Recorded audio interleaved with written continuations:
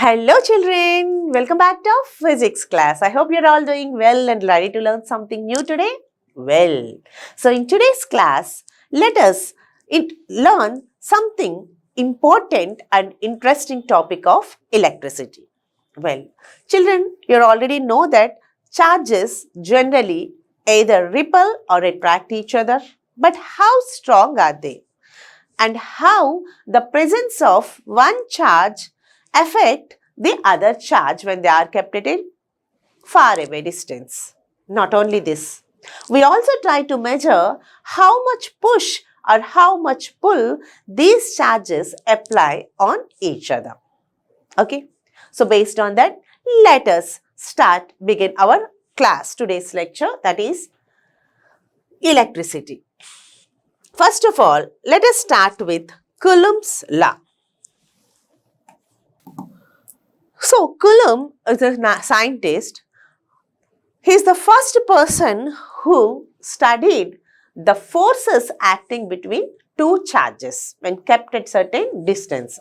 So, according to Coulomb's law, he says that if two charges, say Q1 and Q2, are separated by a distance r, then the force of attraction or repulsion between the two charges is governed by the formula that the force of attraction or repulsion between two charges is directly proportional to the product of two charges and inversely proportional to the square of the distance between them. So, according to Coulomb, if Q1 and Q2 are two charges and they are separated by a distance r, then the force of attraction or repulsion between the two charges is proportional to the product of the charges and inversely proportional to the square of the distance between them. Okay, so let us suppose that this is one charge, say Q1, and this is another charge, say Q2. Okay, and the distance between the two charges is given by some r. The distance between the two charges is given by r. So, Coulomb stated that the force of attraction. So, when do the charges attract? When they are unlike charges, opposite charges. One is positive charge, the other is negative charge kept at some distance, they attract each other. Similarly, two positive charges or two negative charges kept at a distance, they exerts repulsion on each other. So, if Q1 and Q2 are the two charges separated by a distance r, then according to Coulomb's law, the force of attraction or repulsion between the two charges is directly proportional to the product of the charges and inversely proportional to the square of the distance between them. All together combining, we can write that the force is proportional to Q1 Q2 upon r square. Force is proportional to Q1 Q2 upon r square. So, this force, after removing proportionality constant, can be replaced with some constant k. So, k times of Q1 Q2 upon r square. And this k is called as a proportionality constant, where k is called proportionality constant.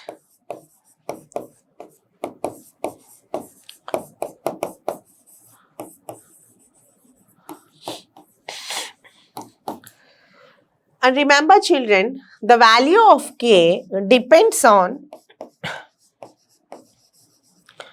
the system of units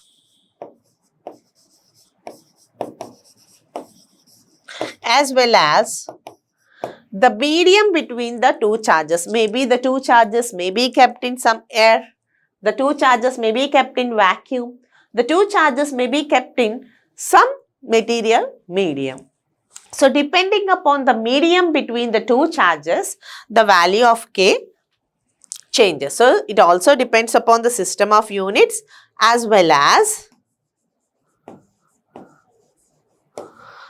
medium between the two charges.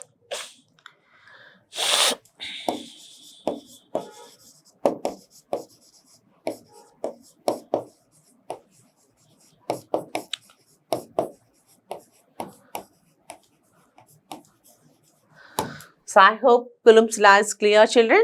So according to Coulombs law, the force of attraction or repulsion between two charges is directly proportional to the product of charges and inversely proportional to the square of the distance between them. So writing all together, F proportional to Q1 Q2 by R square, and removing this proportionality symbol, F can be replaced with, proportionality symbol can be replaced with equals to. Hence, whenever equal to is there kept, we have to keep a proportionality constant, and that constant is taken as K, where K is called proportionality constant. Its value always depends on the system of units we have considered as well as the medium between the two charges. Okay, first of all, let us discuss in detail regarding the system of units.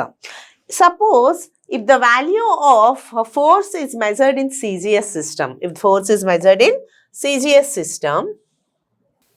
CGS system, generally we measure force in dynes. Okay, so when force is measured in dyne, then the value of K is taken as 1 by, K is taken as 1. The value of K is taken as 1. So in CGS system, if F is measured in dynes and the value of K is nothing but 1. So as a result, F is equals to 1 times of Q1 Q2 by R square, or simply Q1 Q2 by R square. So in CGS system, the value of F is directly taken as Q1 Q2 by R square. So as this is the value for force, it is measured in dynes. Similarly, suppose if we measure the same force in SI units. So next case is all about SI units.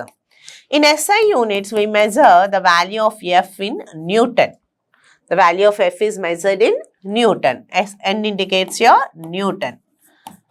So during this time, the value of K takes the value as 1 by 4 pi epsilon naught.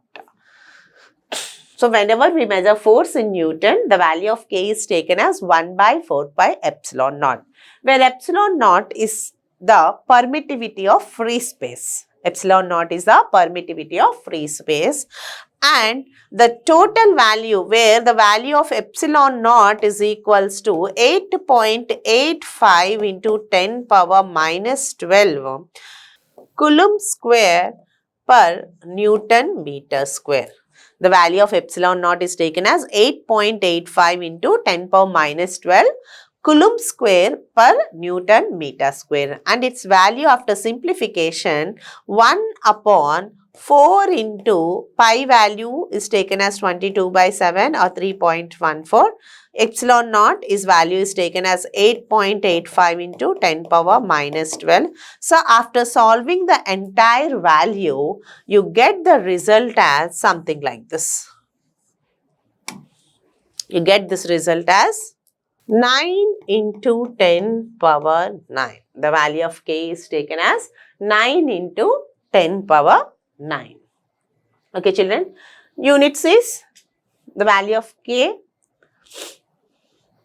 is the same as the above. Okay. Newton meter square per Coulomb square. Units for K. Anyhow. So based on these values, this all depends upon the system of units. And already I said that the value of K depends on system of units, because earlier it is only 1, and here as we are considering in SI units, the value of K will be 9 into 10 power 9. Here CGS unit is 1 and SI system it is 9 into 10 power 9. So if the system of units are changing, the value of K changes automatically. Not only this, the value of K also changes with the medium we have considered. Epsilon naught is in the medium. Epsilon naught is permittivity of free space. In the medium, so in free space it is given as something like this.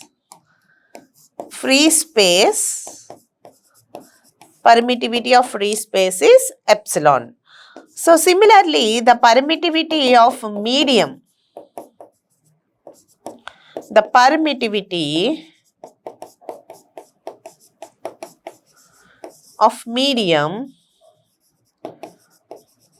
is indicated with the letter epsilon m, whose value can also be taken as epsilon k epsilon naught. Okay. So value of k changes from medium to medium. Value of k changes from medium to medium.